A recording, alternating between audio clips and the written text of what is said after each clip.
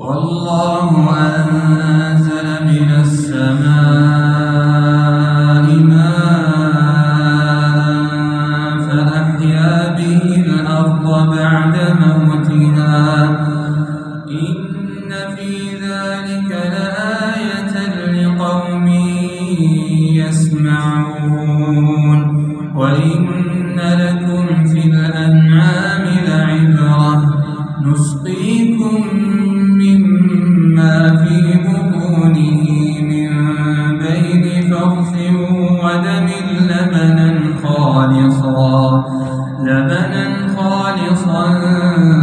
سائغا للشاربين ومن ثمرات النخيل والأعناب تتخذون منه سكرا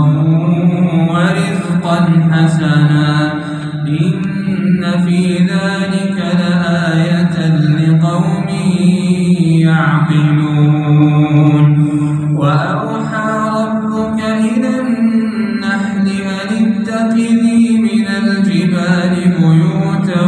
ومن الشجر ومما يعرشون ثم كلي من كل الثمرات فاسلكي سبل ربك ذللا يخرج من بطونها شراب مختلف ألوانه فيه شفاء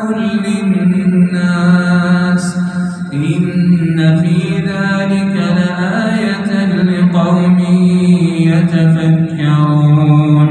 والله خلقكم ثم يتوفاكم ومنكم من يرد إلى أرذل العمر لكي لا يعلم بعد علم شيئا إن الله عليم قدير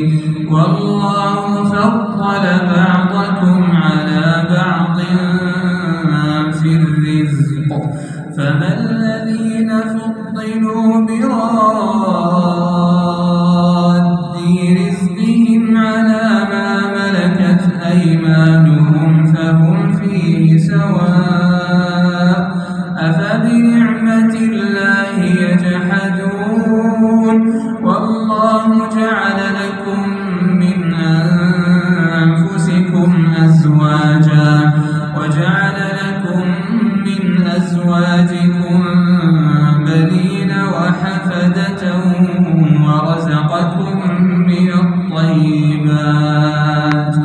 أفبالباطل يؤمنون وبنعمة الله هم يكفرون ويعبدون من دون الله ما لا يملك لهم رزقا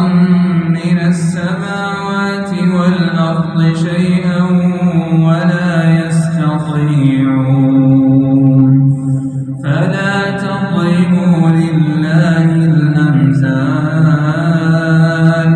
إن الله يعلم وأنتم لا تعلمون ضرب الله مثلا عبدا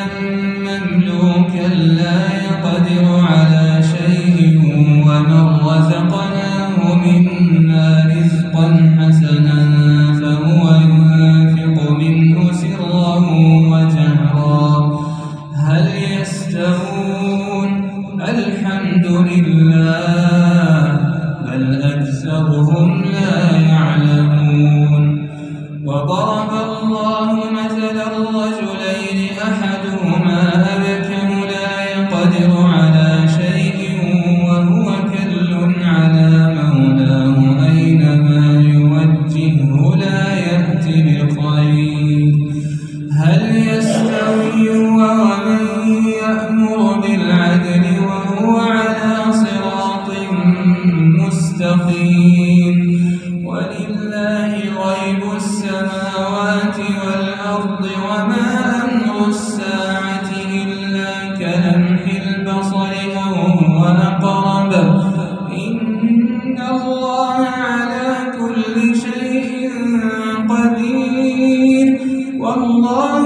أخرجكم من بطون أمهاتكم لا تعلمون شيئا